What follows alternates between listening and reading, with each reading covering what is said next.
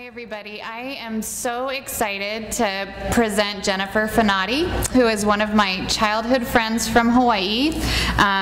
Jennifer has a Bachelor of Arts degree in psychology from San Diego State University, as well as a Master of Arts in Special Education. She's going to talk to us a little bit today about her project-based thesis on navigating your middle schooler's IEP. The thing that's really exceptional to me about the work that Jen has done is that not only is she a special education teacher, but she's equipping parents to advocate for our kids through the IEP process. And just knowing that transitioning over into the school district this year for Kailani, it's been really difficult, and if I had gotten a hold of this pamphlet or this handbook that she's created beforehand, I think it really would have changed our experience. So she comes with a wealth of information and background working as an educational coach, an assistant director at the Falcone Institute in Del Mar, as well as training in the Linda Mood Bell programs, Brain Gym in mind and body integration, and heart math and emotional regulation, emotional recognition. I talked to Jen a couple nights ago, and she was up till the wee hours learning more about our kids, has been picking my brain as much as she can to find out about Jacobson's, our kids' strengths, their deficits, ways that she can help us advocate for our children. So Jen's going to go through her handbook a little bit today, and then we're going to have the privilege of having some of our own 11Q parents sit here in a panel and be available for any questions and answers. So please welcome Jen Fanati. Can you make it shorter? Scared of microphones because I feel like I get too loud. To be straight up with you, this is the first time I have done anything like this. My captive audiences are usually somewhere between 6th and 8th graders, and I'm probably a lot funnier to them than I will be to you, mostly because they know if they laugh that they might get a better grade. I tend to speak too quickly when I get nervous, and I am quite nervous right now. So if you want me to slow down, just say, hey, please slow down. If I'm speaking too loudly or quietly into the microphone, which I may or may not use, if that's okay. Can you hear me okay? You need it for this? Okay. Then I'll get there. Whatever you need, just slow me down, speed me up, because this is a little bit nerve-wracking for me. I am exceptionally excited to be here, though. I think that as an educator, the most valuable resource that I have are the families of my students, because they know more than I know. As a parent, I've learned that I know more than my children's teachers know about how to help them, but I also learn immensely from my children's teachers. Most of you probably know more about the IEP process than I might. Most of you have probably been through anywhere between, I would guess, 3 to 20 IEPs, depending upon the age of your children. So if there's things that are redundant to you, or if everyone agrees that they don't really need clarification on a certain area, by all means let me know. Like Joy was saying, I am a complete neophyte when it comes to 11Q disorders and Jacobson's. I've read maybe 4 websites. I spoke with Paul for about 15 minutes, and I've asked my husband, who is a doctor, and he pretty much told me that I know more than he does now. So that's good, because he's not a pediatrician. So, and you don't want to see him because he's in the ER. It's never a good time. So I'm going to start. Just by show of hands, so I can have an idea of age groups, how many of you have children who are under age 5 who have Jacobson's? Okay, I'm only going to count you once.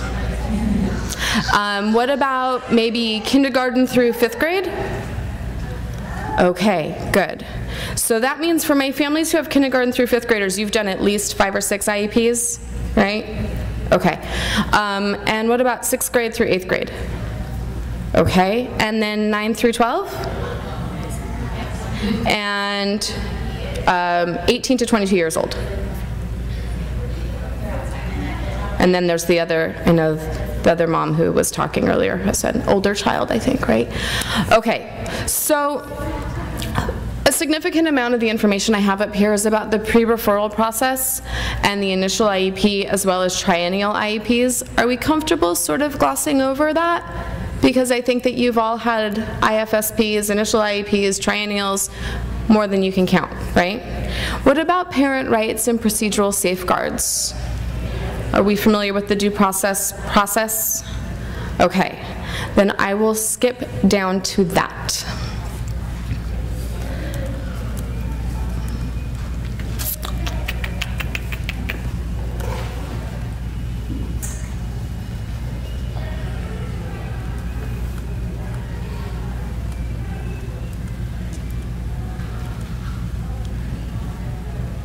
And I think actually before I get to the due process section, I wanted to go over this because this was something that Joy mentioned to me that was really useful for her. I can't tell you how many times I come to an IEP and I ask parents, what are your child's strengths? And they look at me and they say, for what? I said, what is your child good at? At home, at school, in the community, what are they good at? Well, I haven't thought about it. And I'm sure you've thought about that. I see some of you taking notes. Just so you know, I have 3 copies of all of this with me, and I have a list. If you want to just write down your email address, I can send you my PowerPoint as well as the 37-page handbook that you can look at. I ask that you don't give it to anyone else. I may or may not use it to help pay off my student loans, but by all means, if you just write down your email address, or if there's someone you think needs it who's not here, write down their address too, and I can send it to them as well. That way you can just listen, unless you like to write too. You can do that.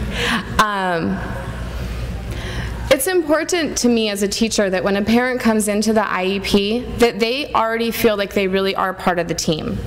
I think that some people view teachers and administrators and parents as separate entities. And in order for us to really affect change for our learners and for our children, we all have to truly be on the same page. One step that I take and that I would encourage you to do as part of getting ready for an IEP is talk to your teacher beforehand. I would assume because many of your children have significant needs that you're in constant contact with the teachers. If you're not, by all means, initiate that relationship. It's not too early or too late ever. Ask questions, ask for strategies. One thing that I like to use is common language.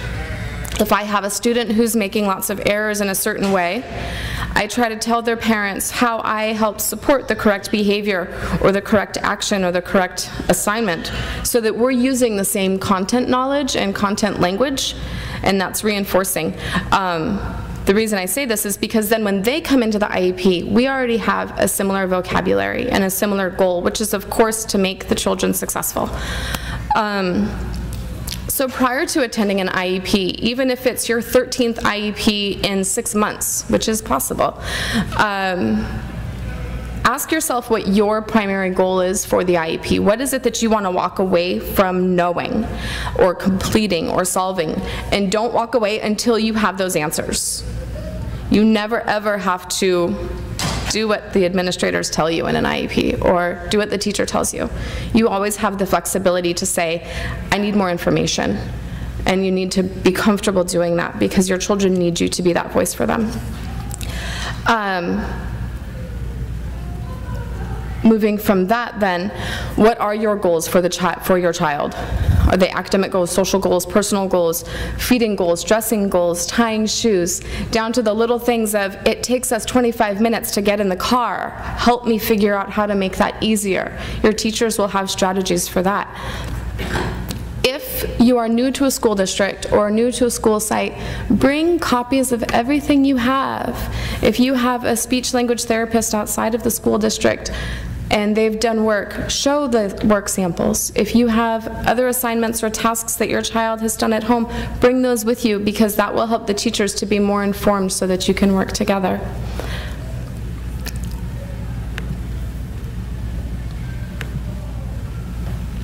There are worksheet pages that I wrote when I did this thesis. that you can bring, and I'll show you those in a few minutes. I'm sure that you have a wealth of medical and or psychological or neurological assessment reports. Those are always useful to bring to an IEP to reference, because believe it or not, and I'm sure you believe it, teachers and administrators and school psychologists and speech pathologists and assistive PE teachers and everyone who helps in your child's education does not have time prior to the IEP to go into it in the depth that they should. Not because they don't want to, but they don't always do it. Hopefully they do. But showing up with the reports so that you can say, remember, my child has this specific pencil grasp issue, or due to their muscles in their hands getting fatigued easily, we need to be sure that we focus on X, Y, or Z strategy. Come to support them in the meeting as much as you're there to support your child, because it creates a more team environment. And I know it sounds silly, but bring a pen or a piece of paper, and if you forgot it, ask for one right away. That way you can write down anything during the meeting. This next section is all about the IEP team members, and I'm comfortable that you all know who comes to your meeting. You, of course, your child's teachers, an administrator who has the authority to make decisions that could cost the school district money, in other words, assistive technology devices and things of that nature, especially with regard to OT placements. The school psychologist. I'm guessing this is all familiar, right? Good, good, okay.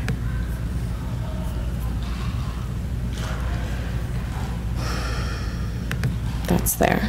So these are the procedural rights. This is what you wanted to know, right? This is the dicey stuff, and this is the stuff that parents often don't take time to learn about because it's very overwhelming. In the event that you feel that your child's special education teacher or the school psychologist or the principal or whatever administrator is not fulfilling their obligation to your child, there are routes that you can take to ensure that the school district is more supportive. Have you been through a due process, anyone here? Or fair hearing or mediation or anything like that? Mediation? Okay.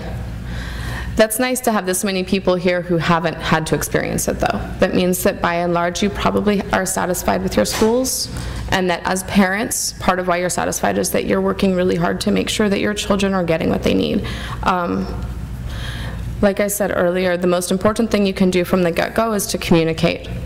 From the due process experiences that I've had, which are more peripheral, I've not myself been involved in one, thank goodness, the biggest breakdown is communication and the building of a relationship. When families start to feel segregated from the educational experience and resentment starts to build, that's when due process hearings and mediation and fair trials start, or fair hearings start to come into play. So the best thing that you can do is create a bond with your child's teachers or aides or whoever it is on campus that your child associates with the most. I don't know if you know this, but you can ask for an IEP whenever you want. You don't have to wait once a year. Anytime you want, and they have 30 calendar days, with the exception of summer, to get you in. At my school site, if someone on Monday calls and says, I need to meet with you, we need an IEP, we usually have it by Thursday or Friday, because if there's something that critical, there's no point in waiting. And if you do feel like you're getting the runaround, I'm assuming that you're all really good at advocating for your child, and you will call back and email back and consistently make sure that they hear you. Once you've requested that addendum IEP, maybe you want to review other records that the school has, and it is your right to ask for those records. They cannot deny you access to the cumulative file, and they have 5 business days to provide that data to you. All of this information is in the giant packet that they give to you at the beginning of your IEP when they say, do you want a copy of your procedural rights and safeguards? And then you say yes or no. And they have changed recently. I think they've changed twice in the last 3 years. So it is good to make sure you get a copy of those. Another step that can be taken if your IEP, your addendum, is not resolving your concerns, if you're not being heard or not getting the additional services that you want, is a mediation conference. The superintendent has 15 calendar days then to arrange that for you, and it has to occur 30 days from the date that you requested. So they have 2 weeks to plan it, and then it has to happen within 2 weeks from there. And I'm assuming not everyone here is from California. I've heard a few. So I think that some of the laws may differ, but these laws are informed by the federal law. So my assumption is they should be similar. And if you don't know and can't find it, just let me know. My email address is on the pamphlet that I'm going to send to you, and I'll put it up here again, and you can just email me and I can figure it out for you. It's easy, theoretically.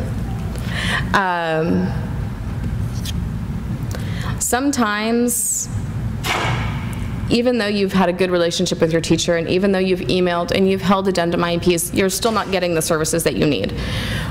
Perhaps you really feel that your child needs adaptive PE. His or her gross motor skills are just not on par with the skills that you see in their age-typical peers. And the school is fighting you. Well, our APE teacher is traveling from here to here, and it would really conflict with this schedule or that schedule, and they give you this runaround that has nothing to do with your child. It's their logistics. It's their problem. They have to figure it out. And don't let their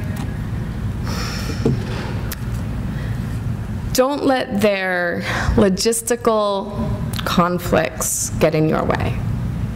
But also don't necessarily misinterpret their logistical conflicts for a lack of empathy. Because I know as a teacher, even in the cases that I get pulled at the most in my heart, there is only so much I can do in a given day. And so it's a balancing act to meet the needs. But don't let that balancing act get in your way either. Be sure that you consistently always just fight. I feel like I should see like a fight song now. You have the right to complain to anyone you want, including the state agency. And by all means, if your school is not upholding their end of the deal, they deserve a complaint. The state agency then has 60 days to investigate and then to move forward and review the information and to decide if your complaint is in violation of the Individual with Disabilities Education Act. And that's where things get dicey. And I hear this analogy, or I heard this analogy in my first year of special education coursework. Parents want a Cadillac. Who wouldn't want a Cadillac? Cadillac's a really nice car. The federal law is designed to give you a Corolla. And that's a huge gap. A Corolla will get you from A to B. I had a 1977 Corona, even. It cost me $500. It was a great car. I have a Kia now. It's really fancy. I feel like a big girl. They both get me places. One keeps me safer. One makes sure I don't get lost. One keeps me warmer. One's quieter. Your child deserves a Cadillac. Undoubtedly. Your child deserves a Rolls-Royce limousine. But the law and the finances are not geared towards that, and that's where the conflicts arise, I think. To that end, maintaining a team environment with your school is more important than anything else. There was a book that I read once called Blink. I think Goldman is the author. And there was a study within that book that had to do with tone of voice. And it was relating tone of voice to physicians and who gets sued for malpractice. And presenting dilemma or presenting illness and outcomes being the same. The doctors who get sued are the doctors who spoke with a tone of voice that was disconnected, that was curt, that was sarcastic, and that had a tone that spoke down to the patients, even though everyone turned out healthy in the end. If you have a teacher that you feel that from, convey that to someone on campus that you don't. Because that person, for their own reasons, is not going to be your best ally on campus. Maybe they're going through a divorce, who knows, I don't know. But if you're not getting someone that has the right feeling for you, you need to find someone else on campus who does. Because going through this due process experience is atrocious. It's exhausting, and what it ultimately does is it pulls the focus away from your child. That being said, not all schools are geared to fight for your child. I'm viewing my education and my experience in education through rose-colored glasses right now because I work in a phenomenal school. And it's not like that everywhere. And it breaks my heart to know that it's not, because I'll be leaving there next year. But that's neither here nor there.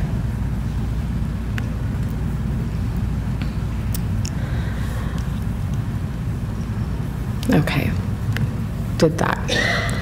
During a due process hearing, sorry, no, I already said that, never mind. Superintendent, it's like it went backwards. I wrote this last night in a very mushy feeling, so bear with me if it sounds schmaltzy. You are your child's best advocate. You know her better than your teachers do. You need to ask questions during IEPs, during parent-teacher conferences, and via random emails at 3 a.m.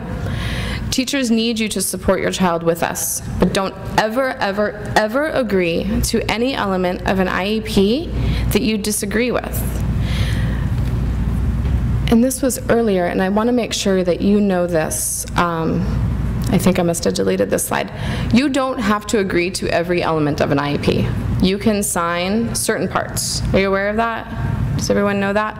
For example, let's say that you have a goal for on-task behavior and a goal for task completion and a speech and language goal.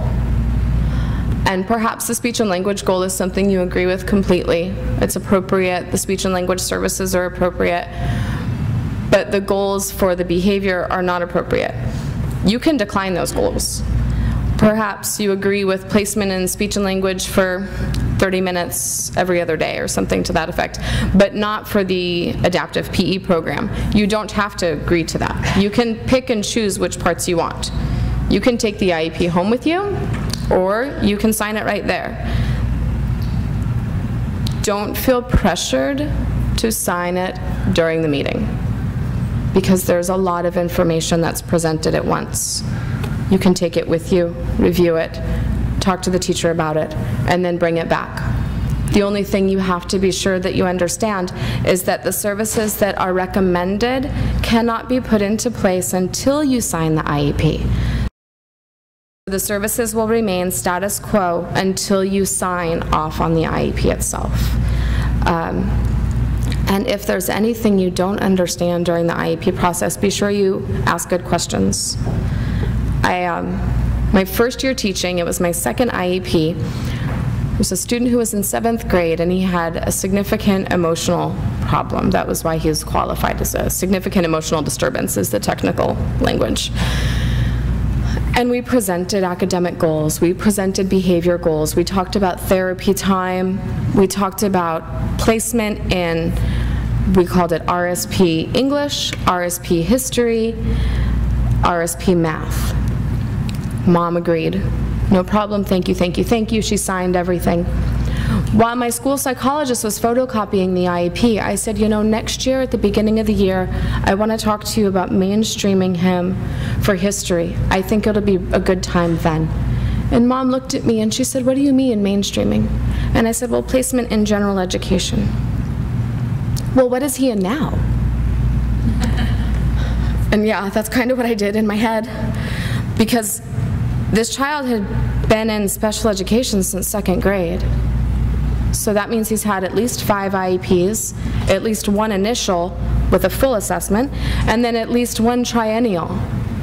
And these parents still didn't understand anything we were saying, which means we weren't saying it correctly. So that changed everything about how I describe what happens in my IEPs. My students aren't placed in a class for a little extra support, because who doesn't want extra support? My students are in special education to meet their learning needs. And at first, parents get shocked by that because labels are uncomfortable. But sometimes when we use labels, it helps us to be sure that we are speaking the same language. So when you're in an IEP meeting and they're giving you all this information and it's overwhelming because, my God, these are your babies, slow them down. Ask for clarification, and do not agree to anything if you don't understand, because you don't have to. They can't make you. They can't not teach your child. They can't treat them differently. But not asking the good questions will make a big difference, and not for good. So that's that part. Questions? I have one more document, though. Yes, Miss Joy. So,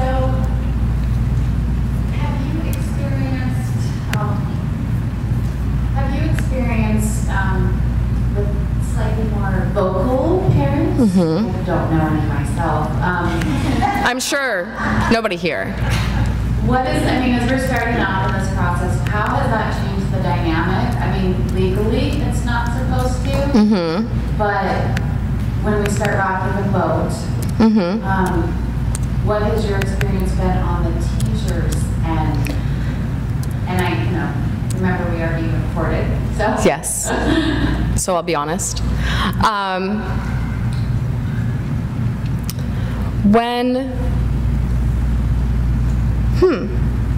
It's okay. When the boat gets rocked, teachers have two choices. I think people have two choices.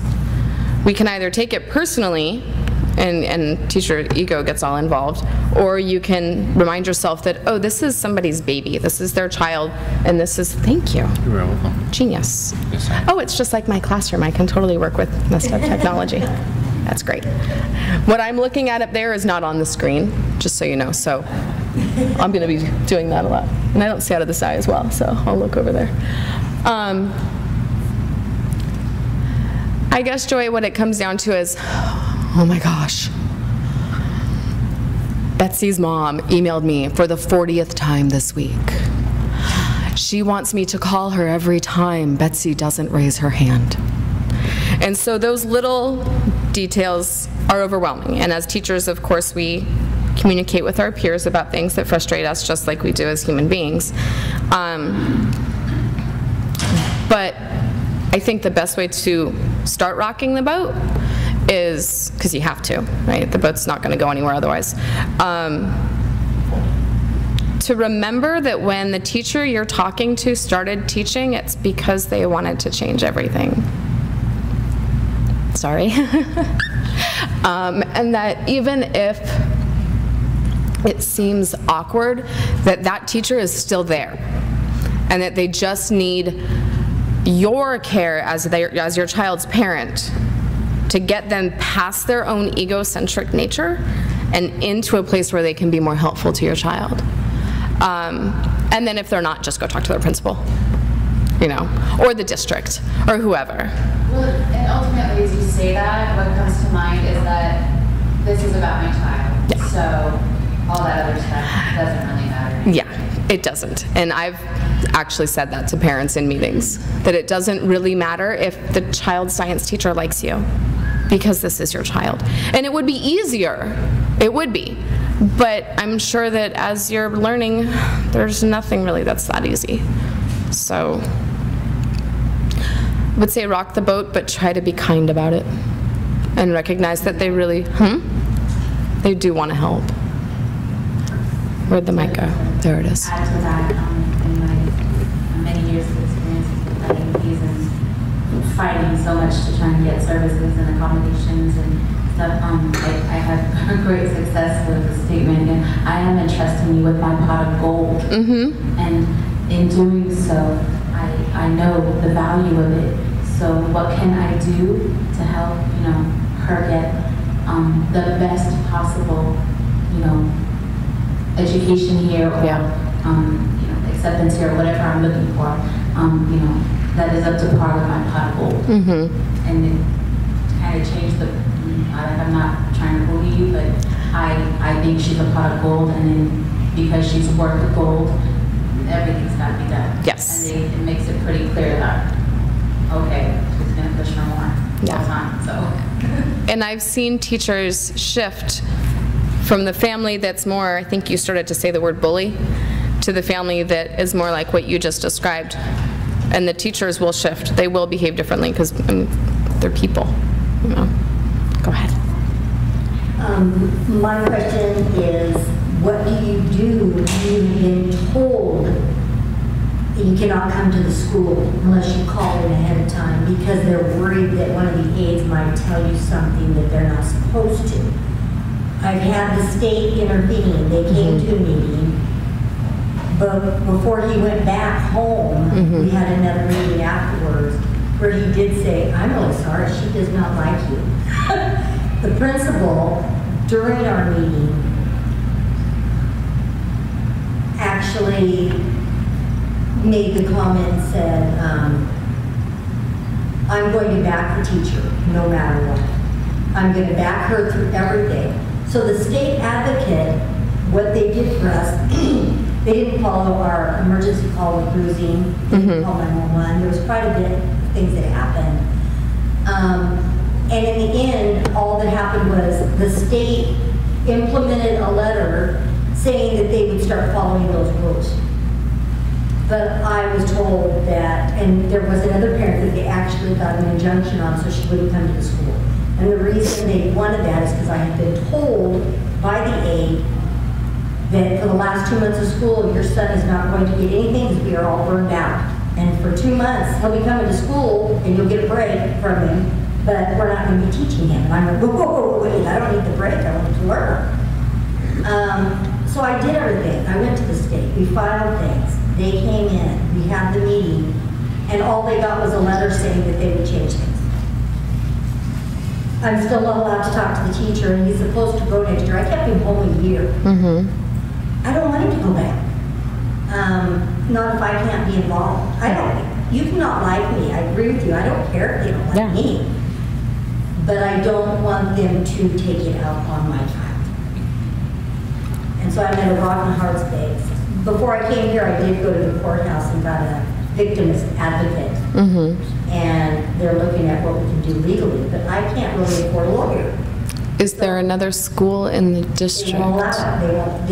In order for him Is it in to go California? To the other school, no, it's in Montana. Okay. But in order for him to go to the other school, this school would have to approve it. But I don't understand that either because where we live, I'm on the line, and my 2 children that are not special needs, one went to one school, one went to the other. Well, I want him to go to the other, and now they're telling me, because he's special needs, he doesn't have a choice. Well, I too had a choice because they weren't special needs, but he doesn't have a choice because he's special.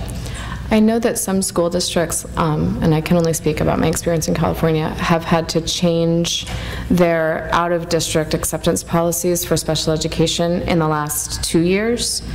My understanding is it was because of a funding shift. I don't really know if that's the truth. I just know that's what I was told. With regard to parents coming by, and as a teacher, this is going to sound awkward. The teachers' union, I think, is the reason that parents can't just come by whenever they want. We have by right 24 hours. We have to have a 1-day notice. I'm sure there was some legal case that preceded that statement. And gosh, you gave me so much to think about, I'm not even sure where to start. So they're saying that you can't come on campus, or you can't contact the teacher? I need to call them so that the lady from the district can make it to the school. So if she can't come for 3 days because she's busy, I can't come. You can't come. And I think they told me the reason was because of what that other teacher told me. They don't want the teachers to tell me they're burned out. Well, that's not my issue. And we've had issues on my campus where the teachers' assistants or the instructional aides have said things or formed relationships with parents that might not be appropriate, not in a romantic way, but just in an awkward, texting in the middle of class, the teacher's doing this, the teacher's doing that, and in those cases, it's because it doesn't provide big picture.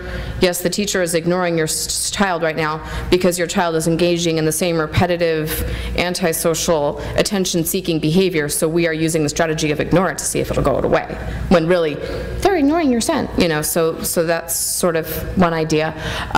With regard to the aide statement that nothing's going to happen the next 2 months, I mean, I may have thought that 2 months ago about my own classroom, and yet we read 3 novels and watched 3 movies. So it could just be that was an day for her to say that, or for him to say that. Sorry, yeah, just a little bit, right?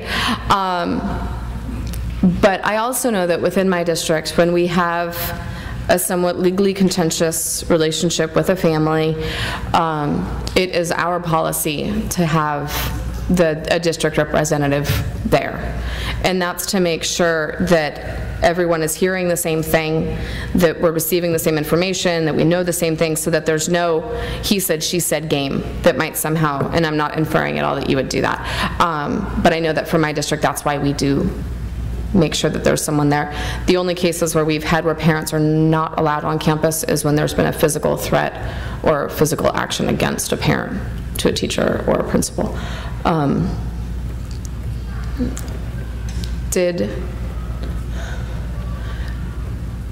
You said that there was the letter from the state that then outlined what the school site was supposed to do. Have they had the opportunity to demonstrate that they're doing that yet? I quit bringing him to school. Okay.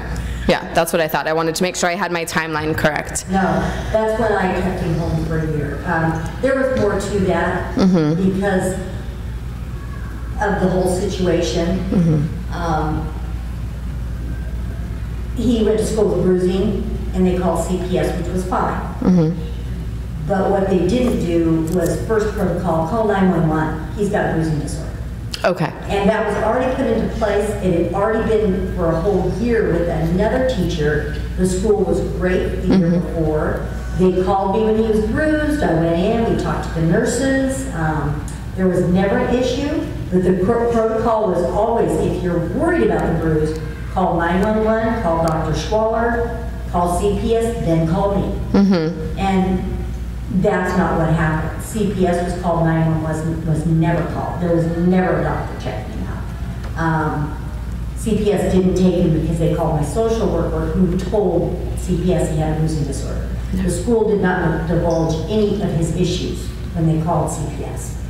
And then after that point was when I was told, you can't, you can't come into the school unless you call because we're worried that you're going to find out something that you don't need to know, or it might not be correct the way you're hearing it.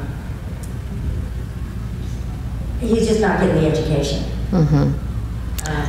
I would remind the school that your children were able to go to other districts or other school sites and see. I did, and that's when they said different rules for different children. Normal children can go to either, special needs can't. But both schools provide special needs programs. Yeah. It's time for a lawyer. Yeah. But how do you do the lawyer when you don't? Okay. Yeah, because they're not going to. I mean, I kept him for a year, but I'm exhausted. I'll be honest. Yeah, no. He needs to get back in school. He needs peers. He needs more than mom. Yeah, no, I would step it up. Yeah. Let's actually save the questions because we still have to get to the panel part or whoever is to ask the question. So let's just let her finish this part so we can get to the panel part. Let me see if I can see. Okay. So this section of the handbook is devoted to describing different types of disabilities. When I wrote this, I had a multitude of disabilities in mind. Clearly, that does not pertain here today. So we will skip this.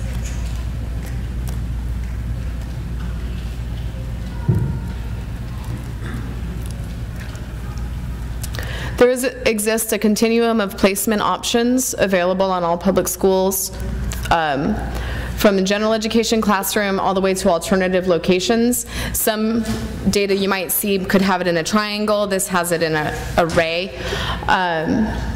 They go from full inclusion in general education all the way to specialized schools, and the needs of the placement of your child is going to be based upon their goals, which of course is going to be based upon the assessments and the data that the teachers and faculty get from you.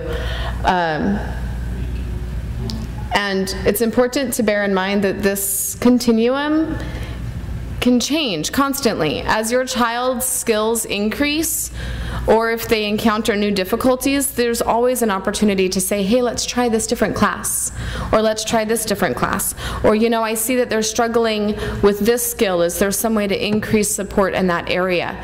There is no reason to think that once you're placed in a certain type of special education program that that is always where your child will remain. Especially for the little ones, because their minds are so rapidly evolving. And then, of course, as they get older, they need to start to develop skills to transition into adulthood and independence.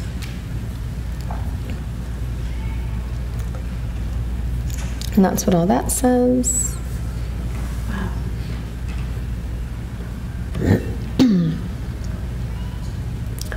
There are a series of designated services that I'm sure you're all familiar with: speech-language pathologists, occupational therapy, adaptive physical education, assistive technology. Raise your hand if you could, just out of curiosity, if any of your children use any sort of assistive technology in the classroom that is district provided. So PECS or an iPad or an Alpha Smart or anything like that. Nice. I like technology. I think it's exciting. That being said, I'm not very good at it. This section,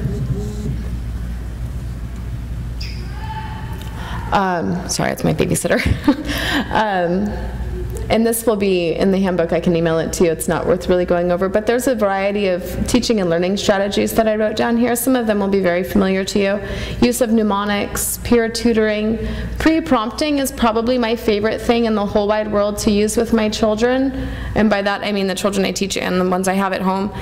Telling them that you're going to tell them something important, that you're going to ask them a question, that you need them to remember something, and then following it up with verbal rehearsal so they reiterate to you, whether they do that, and by verbally I mean whatever their expressive language is. If they use PECS, if they type it out for you, if you use sign language, that shows them that, you know, I know that they're understanding you, which is definitely a strength from what my limited research has shown me with Jacobson, and that expressing back to you can be a challenge, I understand, and so finding ways for them to demonstrate that to you as well. I know this is off topic, but is this screen much closer than that screen? Okay, that explains it then. I am legally blind, but I'm blown away with how much I can't see over there. There's peer-to-peer tutoring. Scaffolding instruction is something that your teachers should be very skilled at, which is breaking down every little task into its components. Has anyone done or read or seen the peanut butter jelly task analysis, where you, like, how do you open the can and all of that? Your teachers should be able to do that with your children so that they can break the learning into its constituents, which will help to build a more solid foundation for all the concepts that your children are learning. This is another one that I put into IEP accommodations all the time. In addition to pre-prompting, wait time.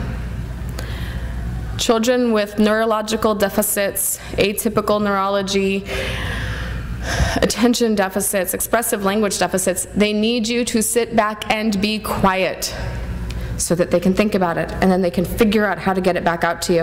And your children's teachers need to do that. And it's really hard to do, because as teachers, we're taught, the bell rings, you go, go, go, go, go. The bell rings, 4 minutes pass, the bell rings, and you go again. And that's not how children who learn differently function. They need you to wait and to slow down. And your teachers need to learn to do that. And if they don't do that naturally, that's when approaching your IEP as a true collaborative team, you can say, you know, I saw this strategy called wait time. How does my child respond to that? And see what they say. This accommodation and modification section is borrowed from my school district. And I even wrote at the bottom that it's from them. I didn't make these up. But it's a 3-page list, which I won't read to you, of a variety of accommodations and modifications to use within the classroom setting to help your child acquire and demonstrate knowledge, so that he can gain access to the curriculum to his benefit and to his best ability. And a lot of it deals, or not a lot of it, but there is a section here for assistive technology, as well as state or district program modifications for testing. Many of you may be aware of the Common Core assessment changes and the testing that correlates with that. And since I don't work for a school district here, I can say this without being fired. Your child doesn't have to take that test. Your child doesn't have to take any standardized test at the end of the school year that the state uses to gather data for No Child Left Behind. You have the right to have your child not participate in that. And yeah, that's, can't say that where I work. That was exciting for me. This next section is for you to fill out, and this is to help you get to know your IEP team, and this is especially important if you're moving from pre-K into elementary school, or from elementary school into middle school to high school, and then if you also have a transition program afterwards, to get to know everyone's names, their phone numbers, and this is the best part, when's the best time to call you? Because if you call me at 11 o'clock in the morning in my classroom, I won't answer, but if you call me at 8, I will, and you want to know that.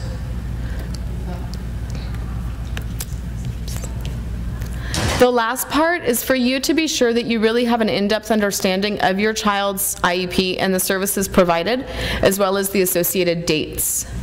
Like I shared with you earlier, it's surprising to me when families don't know what the placement is or when the IEP dates are coming up. And this section here is for the goals and objectives for the IEP. The area of need could be expressive language. The annual goal could be asking 3 questions during a 5-day period related to the content being learned in class or something to that effect. And this is, it had an aquatic theme. That's why it says captain's log. It was very navigational. This is just for you to write down who you called, what you asked, and what they told you. Because if it's not written down, it doesn't matter. If your teacher said, oh yes, we will definitely start working on fine motor skills, and no one followed up in writing, it does not matter. Your teacher is not required to do that, other than ethically. But if you write it down that you had a conversation, they said that they would do it, and then you follow up with them, that's how you can help to hold them accountable. Sometimes that doesn't feel good. But like we said earlier, it doesn't always matter what feels good for the teacher or even for the administrators. It matters what works well for you and your family. And that, I believe, is the end. Oh, and then there's just references. No one wants to see those.